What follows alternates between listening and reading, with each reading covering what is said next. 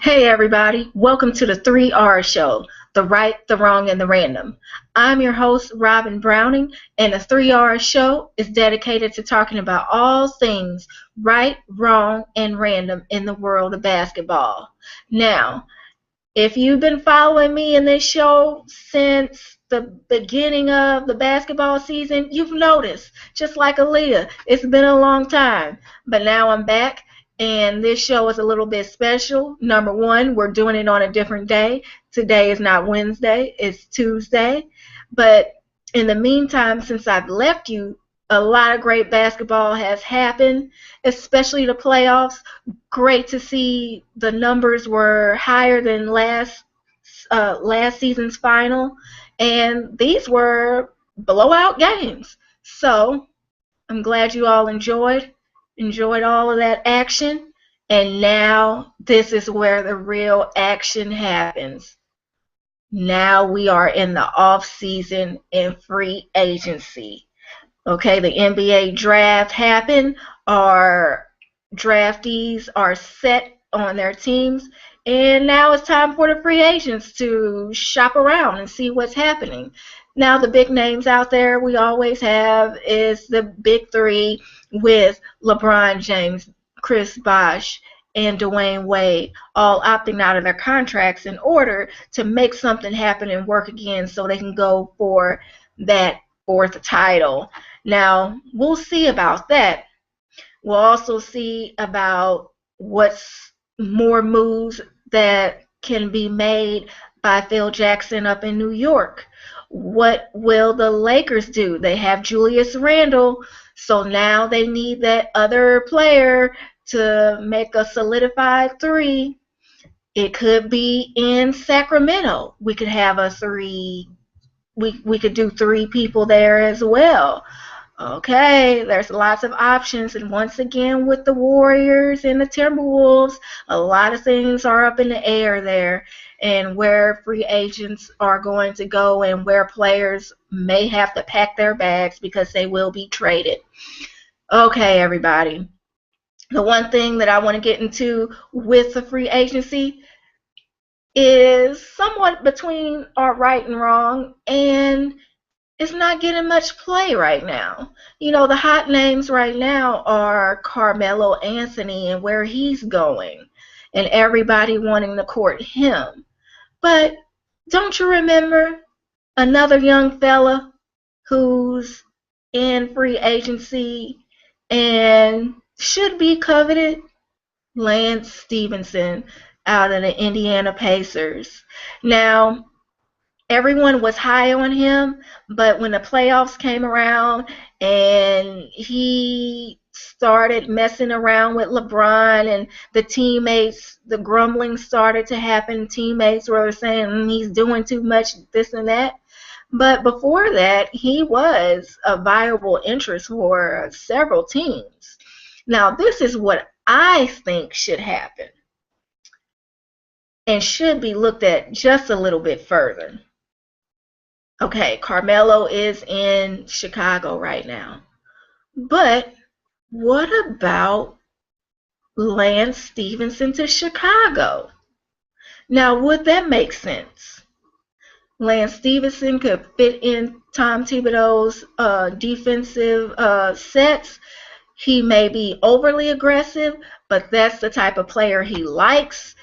He and Jimmy Butler could flip off between LeBron when they have to play Miami and any other teams in the West with the best players.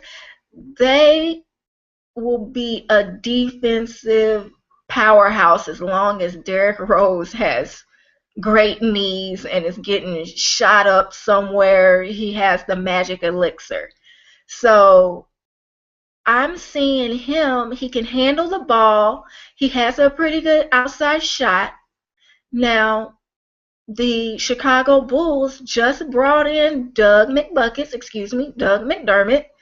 He is a stretch four that will put teams on edge and whether to come out and guard him. or he can go down low. He's not that bad of a defensive player. He can keep up compared to Carlos Boozer, who in this sense he will have to be amnestied and be gone for Lance Stephenson to come in. So I really think that although that Chicago is looking at Carmelo Anthony very hard and courting him, with needing that other superstar, that Lance Stephenson is young, energetic, has the defensive capability, he has the offensive capability, he can run that court up and down with great young legs, and he's that type of player that can play in the system. So, Chicago, before you lay yourself bare to Carmelo, I know you have Lance Stephenson in the back of your minds as that other option. Everybody, that's my sense. Tell me what you think. Always, you can hit me up on Twitter right here below at RobynBirdFly. Tell me what you think. Should Lance Stephenson be considered over in Chicago? Would that be a good fit? All right, everybody. A lot of things, came out of nowhere. This is my random, going straight to random. I'm not going to be here long holding you up. Yesterday was crazy. If you've been following the NBA wire and news, you found out that Jason Kidd, former coach of the Brooklyn Nets, is now the new coach of the Milwaukee Bucks. And this was something to behold. Seems like it came out of nowhere. He wanted to make a play for more responsibility and was denied. And with Jason Kidd going on to Milwaukee had to give up 2 second-round draft picks in order to get him. So this brings into question, what the heck happened? Is there no loyalty? Are players, are coaches now I guess since he was a player, he thinks like a player. So he is going to go after his own and try to make something work and make deals, because if anybody knows that Jason Kidd was always a wheeler and dealer in whatever team he played for, you have to know that decisions were made around him with him in mind, or he orchestrated the decisions that were made. So I'm going to reenact the scene in which Jason Kidd and Nets owner Mikhail Prokorov met and had this discussion. Now, first thing, I feel this is like a soap opera. This is so good and juicy. Now, this is a disclaimer. I don't want anybody coming after me. This did not actually happen. This is in my head. This is just what I think in Robyn's mind. Okay, everybody, here we go.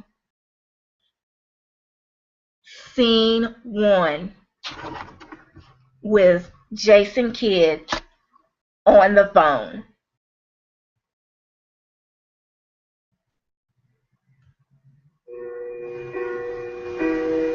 Hello? Yeah, it's me. I'm going to do it. Do you have my back? Yes? Okay, I'm going in to see him. The plan is in play. End scene. Scene 2. Jason Kidd goes in to see Mikhail Prokorov. Here we go. Mikhail, can I come in? Entered. Mikhail, I can't be the coach without more responsibility. I've been seeing reports. What? More responsibility? What reports?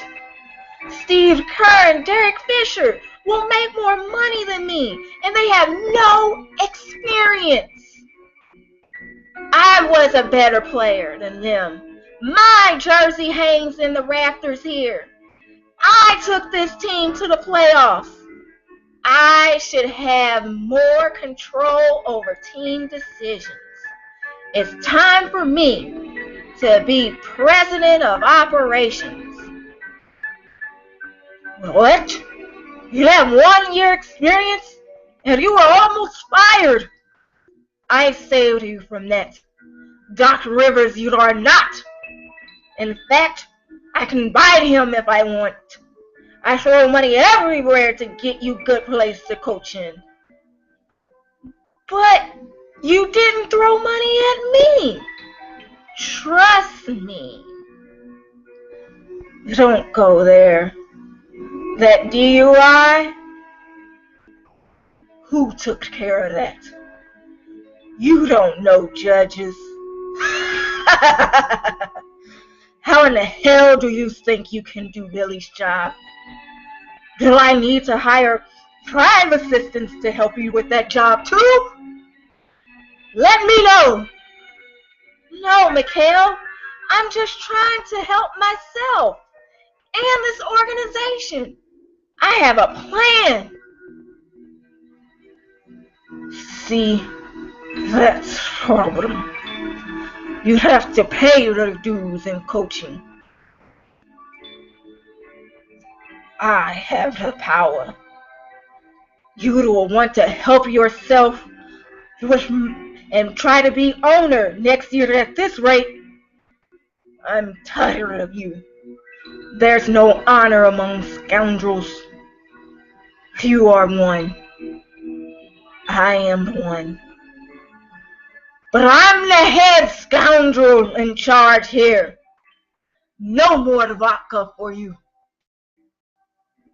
Guess what? This scoundrel is heading to Milwaukee.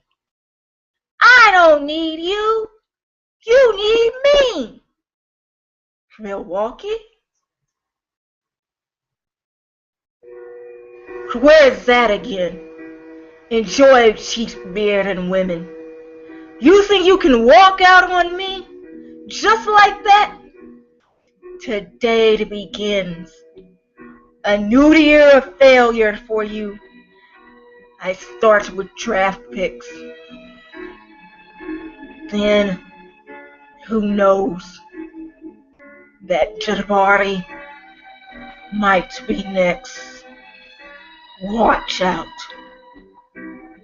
Get the hell out of my office. End scene. Next scene, Jason Kidd on the phone.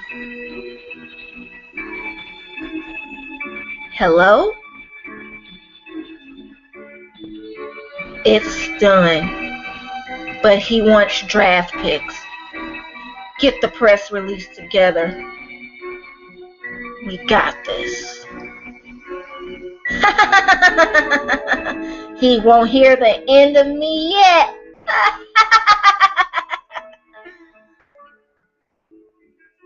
And so ends the tired and trying of men being boys.